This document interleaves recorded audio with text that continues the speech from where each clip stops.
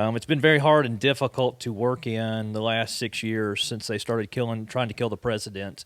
Of course, 3 years ago that happened, and since then it's just gotten worse and worse.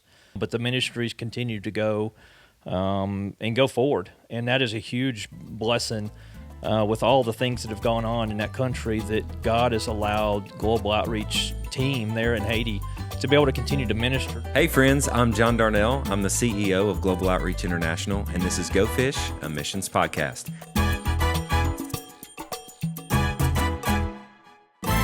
I'm joined as always by my co-host, Josh Yerkes. Josh, my man, how are you? Good, my friend. Good. It's good to be here in the lovely, tropical, and equally as humid Dominican Republic. You know, it is great to be in the Dominican Republic. And I said to a coworker today at lunch, she was like, "Oh, I got so hot in that room," and blah, blah, blah. And I said, "I've been hot since I got here." Josh, I live in Mississippi. I mean, we live in the swamp. I've lived in Tampa, Florida. I think that's the most humid place that I've ever lived, in the summer at least. And it's worse than that. It is. Now, I realize this sounds, you guys are probably rolling your eyes. And yeah, first world problems because we're in the Dominican and we're complaining about the humidity. Very American thing to do of us. Yes, typical. But it does feel like we're swimming around in the air out there. So yes. But we're thankful to be here. I have enjoyed seeing the storm clouds roll in the afternoons, yes, and the dark colors contrasted against the sky. It's really an amazing thing. You're really painting a beautiful word picture there. That was nice. Thank you. Contrasting the colors of the sky. You sounded like Jason there a little bit. I'm not that smart, but he's really somehow great. Jason comes up in every podcast. At some point, you will meet Jason. It's like the man behind the curtain. Yeah, really, it's like going to be this big but reveal. he's not actually behind any curtain. He's not here. He's not even his here. legacy is just so much that he's wow. He's gonna He's gonna roll his eyes when he watches and hears that. But anyway, so we're in the Dominican. Yes. As much as I like you, John, we're not here on a family vacation. Well, we're kind of on a family vacation of sorts. Yes. But with some specific purposes. Obviously, we're here with many other missionaries. Talk a little bit about what we're doing here. Yes, it is the Global Outreach family. It is. It is. Vacation / reunion, a little bit of all that. So Global Outreach, as a missionary family, we have one time a year, and we move it around the world, where we have a retreat. This might sound shocking or surprising to people that we need to get together at a nice destination. And, right now we're in Punta Cana at a resort. 70 of us here between our board, our staff, our missionaries, their kids. And here's basically the structure. We do call ourselves a great missions family. So there's a family reunion feel. We get to worship in English. And a little bit of Spanish today. We did Cuán Grande es Dios. Cuán Grande. We're in the Dominican. How great is our God? We're in the Dominican. So we worship in our heart language. We hear teaching from the Word in our heart language. And then this retreat, we've been working on spiritual disciplines and things, working on our relationship with God, because in the midst of working for God and the pressure of ministry and wanting to honor our donors who give and all the grind, we can actually lose touch with God. That's right. So we make sure we have one time a year where we all get together and we have that time. And outside of those morning sessions, we get to have lunch together and hang in the pool together. And missionary families get to be outside of the pressure cooker of ministry. Yes. And have fun as a family. I actually asked the family that came from Alaska, what were you looking forward to? What's been the best part of our time here? And he said, John, to be honest, we just need time as a family. They have 5 kids. They are over a ministry that does radio and Bible college and village ministry. They're busy people. Yeah. And they need permission to step away from that and make family memories and have that time together. Yeah. Yeah. Being able to see that firsthand, to see that family last night watching the circus trapeze show at the resort with us, and just being together and not having to worry about, is the plane going to make it to that Inuit village, or did the radio broadcast, or how are we going to raise support for the Bible Institute? And he's just there. And I'm sure he's thinking about all those things because he's awesome. And he's always on top of stuff. But to be able to, like you said, remove from that environment, out of the pressure cooker or those circumstances, and to be poured into, or to just be, that's not something that missionaries are very good at. No. There's a pioneering spirit there that it's a double-edged sword for sure. And that's a really good point you bring up. We talk about on this Go Fish podcast, we want to pull back the curtain on what ministry is really like, bring the reality of missions to the iPhone of everyday believers. Or Android. We forgive you. We do not discriminate. Just don't text me with that green bubble. So First world props. first world problems. So part of that, I'll tell you about my retreat I went to. So we were living and serving in Ecuador, and Samantha was almost 5, so she would have been 4 at this time. Juliet was 2, and Global Outreach had that year, it was 2016, and it was in Costa Rica. So a donor was very generous, paid for us our plane tickets, our stay at this resort, and we went to Los Lagos in Arenal. So it's like, so if you've been to Costa Rica, you've probably been there, seen that volcano, done the hot springs thing. I'll tell you, I almost cried worshiping and singing in English, just hearing God's word in English, seeing people from the home office, hearing from other missionaries. I mean, it was an emotional time. Understanding our kids that are growing up as third culture kids and what they're going through as missionary kids. So all those things that were happening. Here was the most amazing part. This might surprise you as a listener. Emily and I hadn't really been on a date or been in an environment like that just together to enjoy one another in a long time. Wow. So date night, they kept our little kids, and we just got to sit by the pool and talk to each other without little kids, without the pressure of ministry, without any guilt. Yeah. So we always have a date night here. What a blessing. For the missionary families. So Seriously. if you're wondering what it's like to be a missionary and you don't have any point of reference for that, or maybe you support some missionaries on the field, make sure that you encourage them to go on dates, because they feel guilty. They don't feel like, I can't spend money to take my kids to the beach or have fun or do any of these things. We had the blessing of fundraising when we were going to, this would have been 2011. And our Sunday school teacher sat us down. So we're meeting them, we're giving the fundraising presentation. They loved it. They mentored us. Like, it's their fault. We're missionaries, really. And they said, okay, we want to give this amount every month, and let me tell you what to do with it. Josh, my heart sank. I thought, oh no, we're about to get super spiritual here. Stipulations. And he looked at me, he said, John, my dad was a pastor, and one of the best things his church ever did for him was this conversation I'm about to have with you. They said, you're pastoring this church. Friday, Saturday are your off days. Here's what we want you to do on Friday. Here's the membership to the country club, to the golf course, the swimming pool, the golf for your family, the whole thing. Like, you go have fun and make sure you're not working, you're not visiting people in the hospital, you just get this time off. That changed my dad's ministry. We want that for you guys. So here's what I want you to do with our money, which is significant. And they're still invested in global outreach. And by giving this, that, hey, take Emily on dates, go on vacation, like do those sorts of things. Anyway, that's probably surprising to people. You grew up as a missionary kid. What was that like for you guys? It was a lot of support raising and ministry. We were in a spot where we could, go to the beach. We were on the coast. And so, I think my parents did try their best to make sure that we were together. We'd eat meals together. So there was an intentionality there, which I'm very appreciative of. But that's not to say that it was natural or something that came easy. And I've seen it not just in our family, but in all the MK families that I was acquainted with growing up. Like, that does take a toll, not just on mom and dad, but as far as missionaries with kids, that takes a toll on their kids too, when you don't just stop and rest and invest in each other.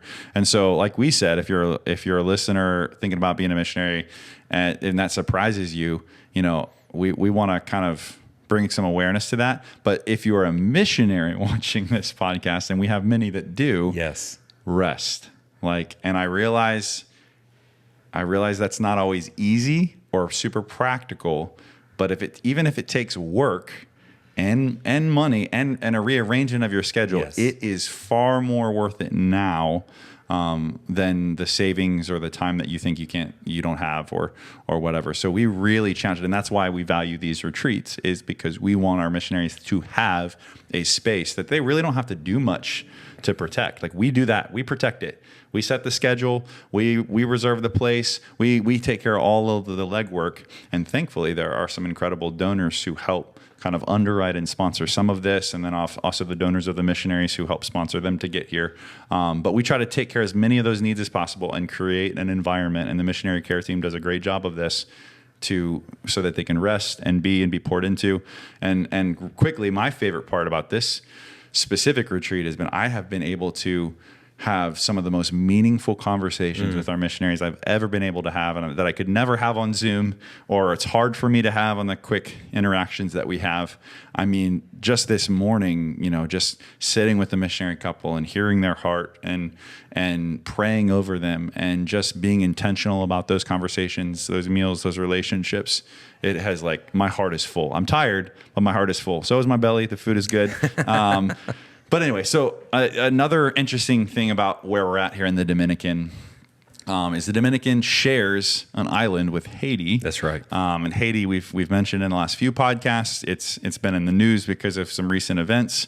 And so we're excited to have some of our missionaries to Haiti here and to actually be able to interview them in person on the same island where they're called, just on the other side of it in the Dominican. And I'm really excited about that interview. Yes, they're an amazing family. It's been really good this week to reconnect with them. They had to evacuate. We'll ask them about that. Yeah. Because we were all praying and truthfully worrying. It was a scary situation. It was for sure. scary. How are we going to get them out? And it was really the Lord's provision. And we need to ask them, how did you know it was time to leave? And ask them how they're feeling about it. But it's really a joy to be here with them. Yeah. And just to imagine, this side of the island, you have all these resorts and you have economic growth. And I was talking to our taxi driver on the way here, asking him, hey, how do you view this and what's going on in Haiti and compared to here? And he just talked about the blessings of this side of the island and what they have, and just the challenges of the other island, but how grateful they are for people coming and being tourists and all that's going on. Yeah. But I'm really excited. Let's go ahead and jump to that interview. Joining us on the interview portion of our Go Fish podcast today is Nicky and Kristie Runk. Welcome, friends. Thank you for having us. We're together in the Dominican Republic at the Global Outreach Missionary Care Retreat. We try to do one of these a year. It's really like a church camp, for adults, that we get to worship together and be in the Word. So thank you guys for making time to travel and be a part of this retreat with us.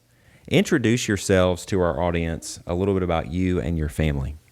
My name's Nicky, and we've been with Global Outreach here for going on 14 years and things in Haiti.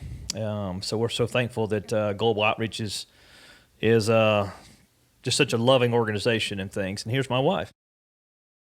My name is Kristie, and our kids are 18 and 20, and they have started college. So since we're not able to be in Haiti that much right at this moment, that's a good time for them to start college, and we're able to help them navigate. And they were 5 and 6 when we got to Haiti. True. Yes. Yeah, so they grew up in Haiti. Exactly. So coming back was kind of a culture shock, definitely. So how did you end up going to Haiti as missionaries? Amazingly, an airplane. Okay. That got us there. You didn't go on a boat, I guess is what you're saying? We didn't take a boat. We took an airplane. Okay. Some friends invited us to Haiti 23 years ago to go down and do some welding and some well repair. And I'm like, I'm up for that. Just realized that God could use us as missionaries, lay people who had on-the-job skills, were good with our hands. And I didn't realize that most of my growing up years. So 23 years ago, we went on 2 trips to Haiti, riding around in the back of an army truck for 40 hours. Seemed up my alley, fixing, mechanicking, and welding. And the next year, we went down for 3 months in 2002 and just knew that that's where we were to be at some point in time. Yeah. So how did you end up getting there? So pick up where he left off. So, like he said, we always thought we were supposed to be there, but we were like, okay, this doesn't feel like the right time to fully live here. So, and I wanted to have kids in the States. We had been married 5 years at that point. 7 years. 7 years. Anyway, I was ready to have kids. And so I didn't want to have them in Haiti and all that kind of stuff. So he went back and got a job, and we had our kids praise the Lord, we had insurance because they were both very expensive babies. And then they started preschool, and we took our daughter out, our youngest, out for vacation, and she was supposed to start school the next month. He lost his job. I lost my job. So we were jobless. And we were like, okay, Lord, what's, And then it was like, he got invited to go back to Haiti. And I'm like, well, that's where we're supposed to be. It doesn't, everything's working out like that. So he says it's my fault because he's like, I don't feel a thing. So it's my fault. But we've been there 14 years, so it's good. And our kids loved it, so. By the way, you mentioned how long you were married. I would be remiss if I didn't mention today, 28 years of marriage. Praise the Lord. And Nicky grabs the mic on this one. All wow. right. Think about that. We've been in Haiti almost 14 years, and we've been married 28. So half of our life we've been in Haiti. Yeah. Well, half of your marriage. Half of our marriage we've been full-time in Haiti, and we've been working out of there 23 years. So that's a big portion of our lives have been in Haiti, and that's definitely where home is. Yes. I know that you guys, something I know about you from our interactions over the years is your love for the Lord and your love for Haiti. Tell us from your friends, from your ministry partners on the front lines of ministry there, what's going on in Haiti right now? Haiti's been going through almost like a drug war, more or less. It's all about a few families that control Haiti and things, and it seems like they've been paying the gangs and establishing the gangs to control things for them. And it's been very hard and difficult to work in the last 6 years since they started trying to kill the president. Of course, 3 years ago that happened, and since then it's just gotten worse and worse. And things. 18 months ago, we had to leave our compound. Praise the Lord, we didn't have to leave the ministries and shut them down, but the ministries continued to go and go forward. And that is a huge blessing with all the things that have gone on in that country, that God has allowed Global Outreach Team there in Haiti to be able to continue to minister, to feed the widows and widowers, 55 of them each week. To repair wells each week in the mountains and around our villages where we're at. To going out, and they've started some new schools, small schools, started children's programs hours away from where we are in our village and things. So it's amazing to watch. We're building a parsonage up in the mountains at one of our churches, and we've baptized 51 people in the first 4 months of the year. Wow. We've got about 1,300 people in our church on Sunday mornings. There's about 1,000 in the sanctuary, and then there's 200 kids, little small children, and about 100 youth and things each morning. I remember seeing a picture. I think, is this the picture of the church? Just like huge on the inside. It is, and that's what you're talking about. It is building. Yeah, it's a big building, and our pastors still continue to build another building there on the side that is going to be a place for pastors to come and stay and sleep and be able to have conferences and things there for multiple pastors and things, with even flush toilets and all in it. It's awesome to see the vision of our team there on the ground. It's always amazing to see how God works in the midst of chaos, and that He's faithful. And you have brothers and sisters that you're praying for, that you're encouraging, that are still doing ministry in the midst of that violence and what's going on. Kristie, I want to ask you, the increasing violence over the years, a mother to 2 children, what was it like living in these past years of violence? Looking back, I'm like, what in the world were we thinking? But in the moment, we needed groceries. Him and some of our Haitian friends and stuff would go to the grocery store, and we'd just pray that they made it back, and he'd have stories and stuff. But the last 6 weeks that we were there, constant gunfire, I don't want to say it was normal, but we were where God had us. He didn't tell us we needed to leave. But now that we're back and he's like showing a video of all the stuff going on, I'm like, in my brain, I'm like, were we just that crazy that we were still there? As a mother, I'm like, was I a good mother for keeping my kids there? But in all reality, we couldn't have left if we wanted to.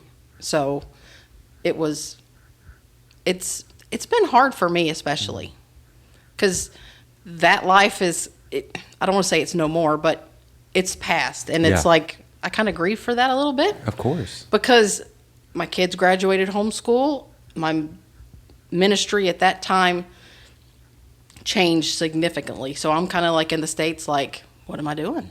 So there's a lot of emotional, especially for me. He's just like, it's all the Lord's, and which is true.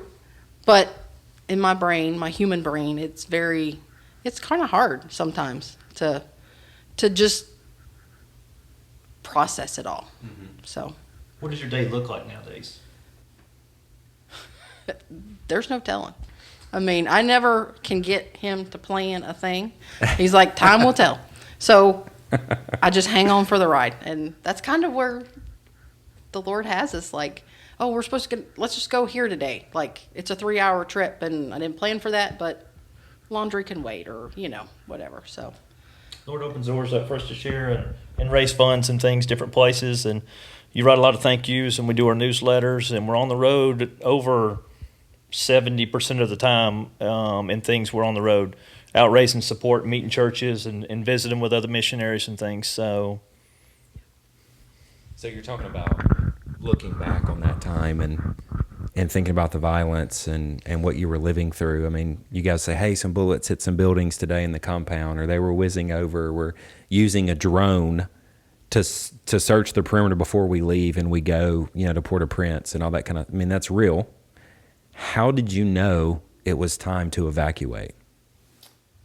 We'd prayed about this, had go, no-go situations with some of our security team there in Haiti that was out of the military and things, just to make sure that we weren't making bad decisions, that we were reflected on what the Lord was telling us to do. And there was a night that the Lord told us through one of our Haitian workers, a wise mother and things there on the property, Madame Saul, and she said, it's time. And when she said it was time, everybody on the property had peace that God had spoken through her to each one of us and let us know that we had 30 hours to prepare the compound to be able to be left, and nobody returned to the compound until the Lord saw fit. And we all had peace in that. And we enacted that plan starting that night and the next day to be able to get everything secured. What all we could do to secure everything out and leave. And that gave us peace when we left, that we had done everything the Lord had told us. We sent out a well repair truck with all the supplies needed to go out and go forward, to continue to repair wells, 10,000 tracks in the back of that truck. And for a year, those guys repaired wells out of that truck, and all the supplies that we sent out, they got to share the gospel. Since then, we have we've bought more supplies and pipe and everything, and sent more tracks in for them to continue to share the gospel and repairing wells. Yeah, I've loved that story. And you've actually been back a couple of times, right? We have been back. We were back earlier this late last year and things, and it was a great time. We got to fly over the compound. It's grieving time when you see things that are gone. But as we flew over our church, there was 19 people being baptized that morning as we flew over the church. Mm. What a great, amazing thing is to be able to fly over and realize, wow, we're looking down at 19 souls that have accepted Jesus, but have also been through a discipleship program and things. It's not you accept Jesus and you get baptized. It is a step of faith as you walk through and are discipled before you can be baptized. So it's good to see that. Yeah, what a gift. The Lord, I mean, obviously he gets the glory, but what a loving thing for you guys to be able to see that and have that comfort in your heart, though you can't be there and you can't. We're on the same island, so for our listeners, we're the same island, Dominican Republic and Haiti. What is it like for you guys being this close? What feelings does it bring up? We've been asked that several times, and it seems like my answer kind of changes. Like, should I be feeling something weird? But it's kind of, I think about it, and it's like, man, this is the same island. Why can't Haiti be just like this? The vegetation's very similar. this even hotel is very similar to one of those in Haiti. And so it's like there shouldn't be any reason that it's not the same, or Haiti couldn't be this prosperous. So it's, yeah. So it's a bit different because we were supposed to be going to Haiti first before we came here. Right. So that was, yeah, just things change. And, with that, you can't come from the Dominican, even in the air border. You have to go to Turks and Caicos. So it wasn't possible for us to come straight from Haiti or go back to Haiti from here. But, we have family that we miss so much. Mm-hmm. And I can't wait till we can hug our brothers and sisters there. But that would be selfish right now. I know that for us and our family, that if we don't continue to keep raising the support to keep Global Outreach Haiti going, that those families that are counting on us to be able to provide them with a salary, provide the supplies for them, to provide the things that they need for ministry to go forward and build a parsonage for that pastor and things. If we can't do that, then those families are not succeeding. The gospel is not going forward through Global Outreach's ministry. So I know that I have to not be selfish and take the time on the road that we need to do to share and what's going on and how God is doing some great things in Haiti right now. And in time, we will be able to go back and continue to pick up the ministry in the future with the conference center and the different things going. But right now, our main focus is to be on the road. Yeah, and that's the hug they need, right? That it is. Might not be the one you want. That puts food on their table and takes care of them. So part of what we do on this podcast is pull back the curtain on what it's like to be a missionary to the people listening. And you've already done that a little bit, trying to decide whether to leave a country, talking about being a parent, and now life is different. So you've begun to do that. What would you say is the biggest challenge of being a missionary? You may share that one, or you want to share? I can share a little bit, at least from my perspective.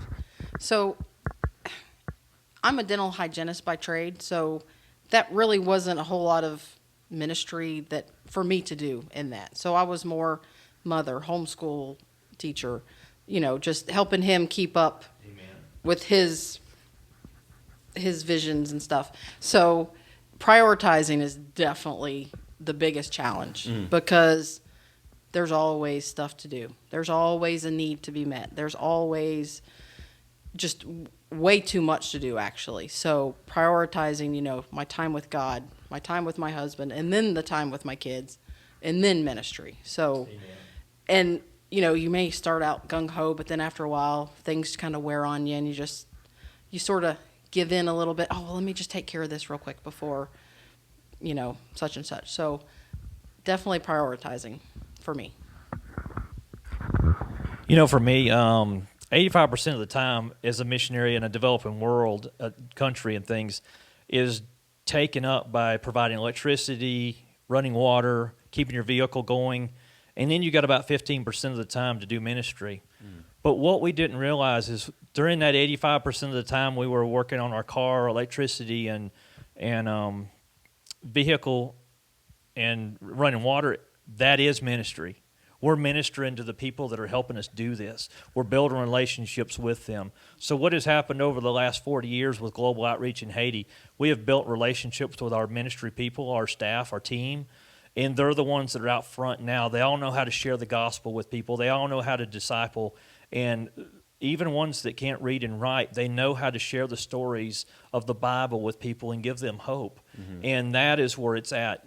We're not using the compound anymore. We're using their homes and places out in the communities and things. That's what it's about, is those relationships. When buildings and things crumble, these steel things, the relationships are still going. Yeah, you were doing life with people in that 85%. That's our family. Yeah, and that can't be taken away. That impact can't be taken away. What would surprise someone about being a missionary?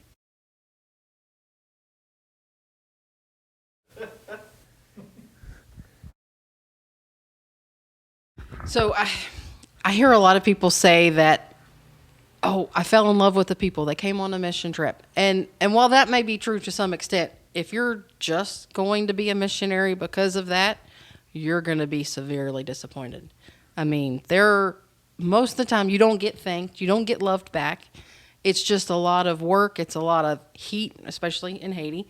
It's a lot of just, you're like, man, they were not grateful at all. But you still love them, and that's why we've been there 14 years, just because we're not relying on the praises of man, but Amen. Of God. So, bringing him the glory. So I think a lot of people just like, oh, I want to be a missionary, which is awesome, but you have got to be called Amen. To a specific place and be flexible. I should throw that in there too. So, yeah. Yeah, it's really good. I think people can come on short-term teams and have a really amazing experience with some amazing people and feel like, oh, this is what it's like all the time. Right. It is not. A love for the Lord has to motivate those things. Exactly. Well, if you want to know more about the Runks and their ministry, you can look for them where? How would they get in touch with you? Off at Runk Family Mission on our website. Probably linked there in Global Outreach That's International website is off our donor page as well there. So you can keep up with them. You can pray for them as they long to be back in Haiti, as they are prioritizing that. Before they go, whale tales. So every podcast during this interview, we try to ask this question: what's a crazy story? You know, fishermen. We're fishermen, right? We have big this one's stories. Not going to get any. This one can't get any bigger than it is. Okay, already, so. I have no idea what story he's about to tell us, but Nicky, wow. Now, it does need to be true. Yeah, it's true. Okay. Oh, it's definitely right. true. It's true. All right, go for it. Years ago, it's probably been 10 years ago, we had just dropped a team off at the airport, and as we were leaving, they went inside the airport, and I started driving away, and there was a car flagging us down, waving at us, pointing back, and I'm like, I don't know what they want. So we kept going.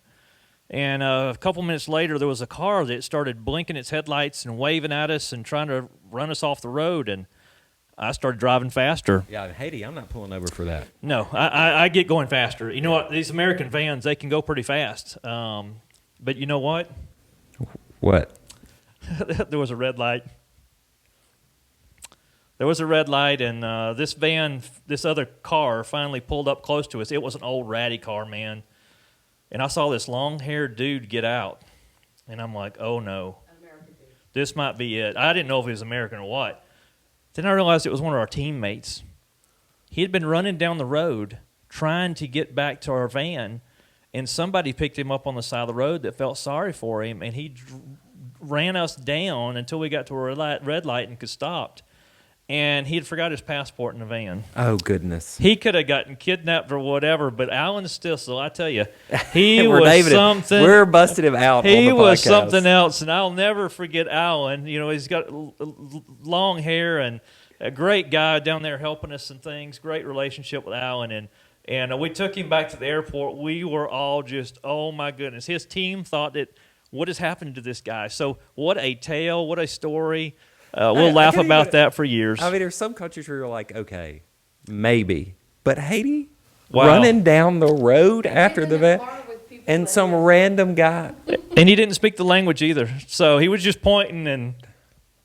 Incredible. God stories. One thing I want to end in is, because of global outreach and what they do, what the home office does there to be able to keep 100% of the support going to the missionaries, I want to throw a shout out for global outreach, that anybody that cares about what goes on with the missionaries out on the field, if it wasn't for you, the supporters that support the home office, we couldn't be out on the field. So I want to thank you and encourage each one to be a part of supporting the home office. Because of them, we can be on the field and go forward. And we've got people there that care about us, and they are going forward behind the scenes to make sure that we're what we need. So thank you, John, and thank you, Home Office, for that, and thank you, each supporter that's a part of this. Thank you so much. If you'd like to know more about giving in global outreach, globaloutreach.org, you can see that there on our homepage. The Runks as well, and the ministries that are happening in Haiti, you can find more information about that on our website. Thank you, guys. Thank you for making time on your anniversary to the missionary interview and also the Well Tales. We love you guys. We're thankful for your partnership. Kristie and Nicky, they are awesome. They are truly awesome people. It has been so fun to be in worship with them this week. And I know for you as a worship leader, it has to be awesome. Yes. Standing up front, leading us. And Nicky, amen, brother. I mean, it's true. I mean, it really is an encouragement because, I mean, Nicky and Kristie both, they love Jesus with their heart, soul, and mind, and their lungs. And like they, and they tell you, and we love them for it. And, you know, I was sitting with Nicky by the beach yesterday, and a guy came by peddling some trinkets, and he started haggling with them. And I was just like, man, Nicky really wants that wooden elephant. I mean, I guess he wants some souvenirs. And then as quickly as he haggled with this guy, he said, hey, what do you know about Jesus? And proceeds to have just a very real, incredible gospel conversation with this guy. And there's hundreds of them on the beach here. Yes. Selling stuff. And he turned it around and was able to have that gospel conversation. And it turns out the guy was a believer. And we were able to share that moment and encourage one another. But it's cool to hear Nicky talk about it. But it's also cool to see Nicky in action. He truly, practices what he preaches. Oh, man. Yeah. He's passionate about the gospel. And Yeah. I know that we typically end our podcast with overflow and what's happening in my life, but we will do that. But this is something you and I were talking about together in terms of overflow. We do our ministry hopefully out of overflow. Yeah. Walking with the Lord and what He's doing. We've had some great teaching this week, and you and I were talking about this yesterday after the sermon. Satan is A liar. a liar. He's a big fat liar. He's a big fat liar. He is. Yeah. It's I think we either do one of two things. We give Satan too much credit, or we don't give him any credit at all. Right. And I think he loves that because he's either overestimated or underestimated, and both of those things are dangerous.